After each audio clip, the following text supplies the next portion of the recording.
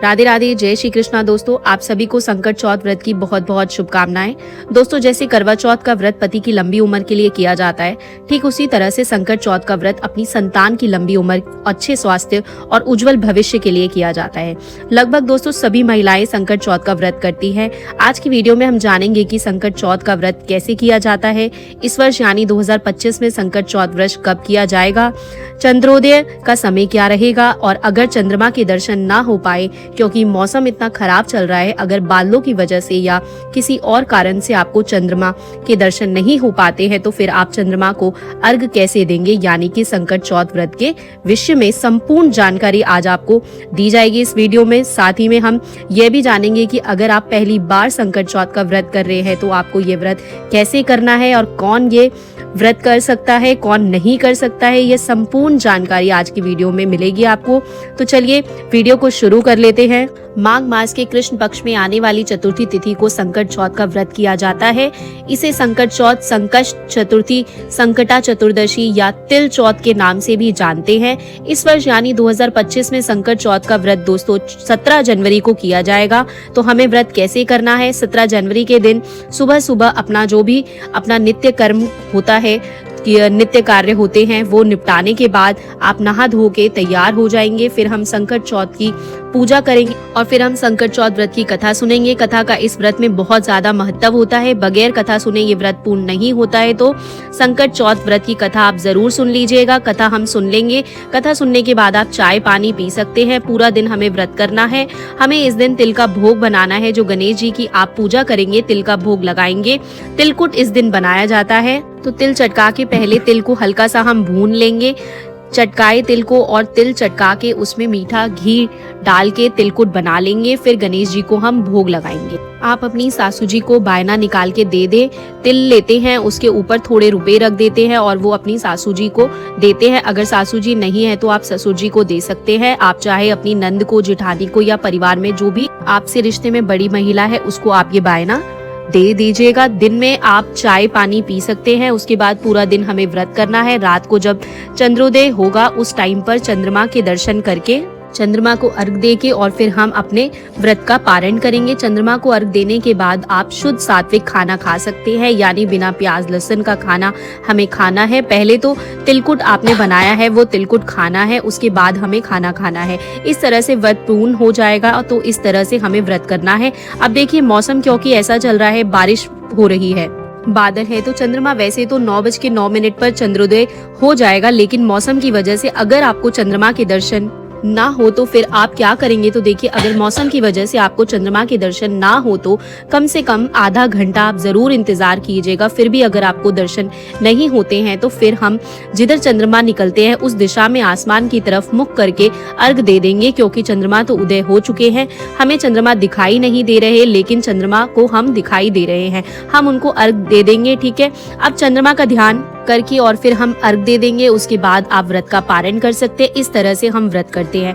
अगर आप प्रेग्नेंट है या बीमार है तो इस व्रत में दिन में आप फल फ्रूट्स जूस वगैरह ले सकते हैं। इसके साथ ही अगर आप पहली बार संकट चौथ व्रत कर रहे हैं तो पहली बार आप जिस तरह से ये व्रत करेंगे फिर हमेशा आपको वैसे ही ये व्रत करना है। तो इसीलिए आप पहली बार जब व्रत करें तो आप चाहे तो आप पहली बार में चाय पानी फल फ्रूट्स खा सकते हैं। अगर आप पहली बार में खा लेंगे फल फ्रूट्स तो फिर आगे भी आप खा सकते हैं। अगर पहली बार नहीं खाया तो फिर आगे भी आपको उसी तरह से व्रत करना है। तो आप अपने शारीरिक सामर्थ्य को देखते हुए ये व्रत कीजिएगा।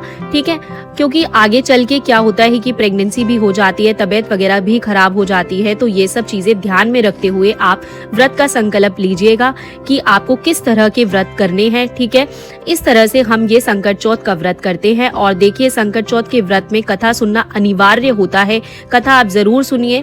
अपनी सासू जी के लिए तिलकुट का बायना आप जरूर निकालिए। तो इस तरह से संकट चौथ व्रत किया जाता है। और बहुत से लोग पूछ रहे थे कि संकट चौथ का उद्यापन कब किया जाता है। तो देखिए, उद्यापन करना और संकट चौथ का कंडवा बांटना ये दोनों अलग अलग चीजें हैं। ये ध्यान रखिएगा, कंडवा हम तब बांटते हैं या तो घर में बेटा पैदा होता है या बेटे की शादी होती है, यानी बेटे के जन्म के टाइम और बेटे की शादी के बाद जो भी संकट चौथ आती है उस पर हम कंडवा बांटते हैं। वो परिवार में, घर परिवार में सब जगह बांटा जाता है। तिलकुट उसमें बांटते हैं तो कंडवा बांटना होता है।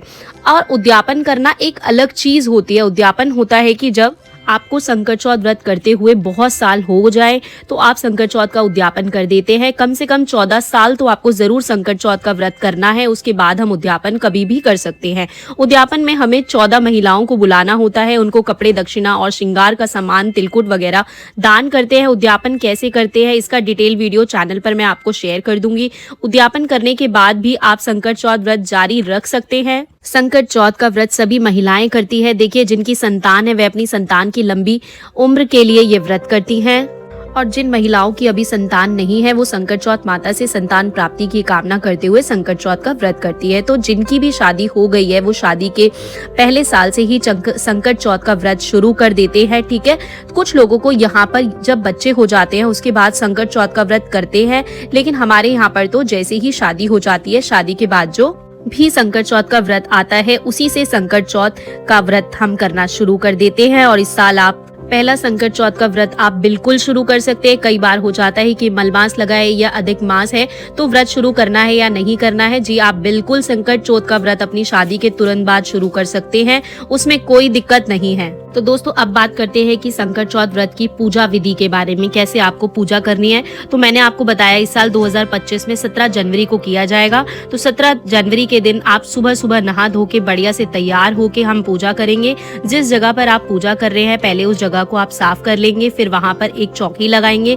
चौकी पर हमें लाल रंग का वस्त्र बिछा लेना है और फिर हम यहाँ पर थोड़े से फूल या तिल का आसन देंगे। गणेश जी को, भगवान जी को भी फोटो या मूर्ति आपके पास है उन्हें विराजमान कर लेंगे। फोटो मूर्ति नहीं है तो आप सुपारी से गणेश जी बना सकते हैं। इसके बाद हाथ जोड़कर संकल्प करेंगे, हे गणेश जी महाराज, हे चौथ माता, आज मैं आपका व्रत कर रही हूँ, आप मेरे बच्चों को दीर्घ आयु और अच्छा स्वास्थ्य प्रदान करें। ऐसा संकल्प करने के बाद फिर जल के छींटे लगाकर भगवान को भाव रूप में स्नान करा देंगे। उसके बाद फिर हम देसी घी का एक दीपक जलाएंगे। आप देसी घी या तिल के तेल का दीपक भी जला सकते हैं। इसके बाद देखिए, गणेश जी को आसन तो हमने करा ही दिया था, अब हम वस्त्र के रूप में गणेश जी को कलावा समर्पित कर देंगे। और आपके पास अगर जनेऊ है तो आप जनेऊ भी समर्पित कर दीजिएगा। अगर आपके पास जनेऊ नहीं है तो कोई बात नहीं, आप वस्त्र के रूप में आप सिर्फ कलावा यानी मूली भी समर्पित कर सकते हैं। फिर हम भगवान गणेश जी को रोली से तिलक करेंगे, दीपक को भी तिलक करेंगे और तिलक के ऊपर हम तिल समर्पित करेंगे। आप इस दिन दिए में भी तिल जरूर डालें, क्योंकि जितने तिल चटकेंगे उसमें उतनी आपकी संतान के जो कष्ट है वो दूर होंगे, उतने कष्ट खत्म हो जाएंगे। उसके बाद फिर ध्रुवा घास आपको मिल जाए तो बहुत अच्छी बात है, आप ध्रुवा घास गणेश जी को जरूर समर्पित कीजिएगा। साथ में लाल रंग के फूल समर्पित कीजिएगा,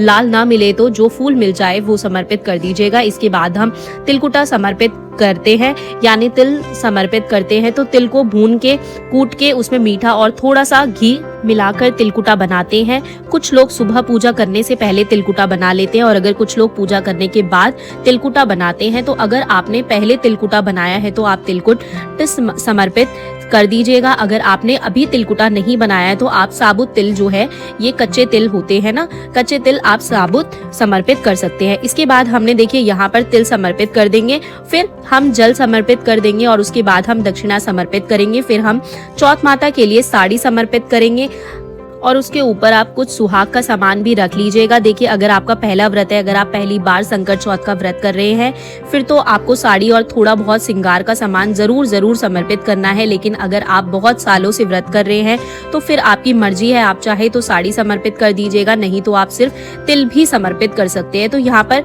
हम साड़ी और सुहाग का सामान समर्पित कर देंगे। इसके बाद हम कथा सुनेंगे, तो अपने हाथों में थोड़े से तिल लेके फिर हम संकट चौथ व्रत की कथा सुनेंगे। देखिए, संकट चौथ व्रत में कथा सुनने का बहुत ज्यादा महत्व है, तो कथा आप जरूर सुनिए। और दोस्तों, कथा सुनने के बाद जो हमने हाथ में तिल लिए हैं, ये तिल हम गणेश जी को समर्पित करेंगे और थोड़े से दिए में डाल देंगे, थोड़े से जल के लोटे में समर्पित कर देंगे। इस तरह से हम ये तिल समर्पित करने हैं। और फिर हमने जो हाथ में तिल रह जाते हैं कहानी सुने हुए, ये 2 हिस्सों में बांट लेने हैं। एक हम अभी सूर्य देवता को अर्घ देंगे और एक से हम रात को चंद्रमा को अर्घ देंगे तो रात को चंद्रमा को अर्घ देने के लिए आप थोड़े से तिल अपने पल्लू में बांध ले या किसी कटोरी वगैरह में भी आप रख सकते हैं। तो ये कटोरी में डाल के रख लीजिएगा, चौकी पर ही रख देना। रात को चंद्रमा को अर्घ देने के काम आएंगे। उसके बाद फिर हम धूप दीप दिखाकर बहुत ही प्रेम पूर्वक गणेश जी की आरती करेंगे। आरती करने के बाद हाथ जोड़कर पूजा में रही कमियों के लिए गणेश जी से क्षमा याचना करेंगे और अपनी संतान की लंबी उम्र, अच्छे स्वास्थ्य और उज्जवल भविष्य के लिए प्रार्थना करेंगे। इस तरह से संकट चौथ व्रत की पूजा करने के बाद हम अपने सीधे हाथ में थोड़ा सा जल लेंगे और ये जल हम चौकी के ऊपर से 2 बार वार के हाथ जोड़ लेंगे। तो इस तरह से हमारी जो पूजा है वह पूर्ण हो जाएगी। पूजा करने के बाद, क्योंकि हम दिन में यह पूजा करते हैं, तो पूजा करने के बाद जो जल का लोटा है वह हम सूर्य देवता को अर्घ दे देंगे। और उसके बाद जो भी आपने बायना निकाला है, यानी जो साड़ी, श्रृंगार का सामान, तिल और दक्षिणा, ये चीजें हम अपनी सासू जी को दे देंगे। अगर आपने साड़ी निकाली है तो साड़ी के साथ तिल और दक्षिणा रख के दे दीजिएगा। अगर साड़ी नहीं निकाली है तो जो तिल और दक्षिणा है ना, ये हम बायने के रूप में सासू जी को दे देंगे। और जो छोटी कटोरी में हमने तिल रखे हैं, कहानी सुने हुए तो तिल रखे हैं, वो हम गणेश जी के पास ही रखेंगे। रात को जब चंद्रमा उदय होंगे तो चंद्रमा को हम इन्हीं तिलों से अर्घ दे देंगे, इन्हीं तिलों से जिमा जाएंगे। इस तरह से संकट चौथ व्रत की कथा कहानी सुन के पूजा करके फिर हम अपनी सासू जी को बायना दे देंगे, यानी जो ये तिलकुट है ये सासू जी को दे देंगे। सासू जी नहीं है तो नंद को या जेठानी को आप ये दे सकते हैं, या मंदिर में पंडिताइन को भी आप दे सकते हैं। ये तिलकुट का बायना दे सकते हैं। दिन में कथा कहानी सुन के बायना दे के आप उसके बाद फिर आप चाय पानी पी सकते हैं। रात को जब चंद्रमा उदय होंगे तो चंद्रमा को अर्घ देने के बाद हमें व्रत का पारण करना है। तो दोस्तों, इस तरह से संकट चौथ व्रत की पूजा की जाती है। तो आपको ये पूजा विधि कैसी लगी? पूरी संपूर्ण जानकारी मैंने आपको बता दी है कि किस दिन है, 17 जनवरी को किस तरीके से आपको रखना है, कौन कौन रख सकता है, क्या पूजा विधि रहेगी, क्या क्या चीजें का भोग लगेगा। तो आशा करती हूँ आपको ये वीडियो अच्छा लगा होगा। कुछ भी आपके लिए हेल्पफुल हो तो वीडियो को लाइक और शेयर कर दीजिएगा। और अगर इस चैनल पर आप पहली बार वीडियो देख रहे हैं तो चैनल को सब्सक्राइब कर दीजिएगा, कॉमेंट करिएगा। राधे राधे, जय श्री कृष्णा। इसी तरीके से मिलती रहूंगी अब मैं आपसे अगली वीडियो में। फिलहाल अभी आप सभी को मेरी तरफ से राधे राधे, जय श्री कृष्णा दोस्तों।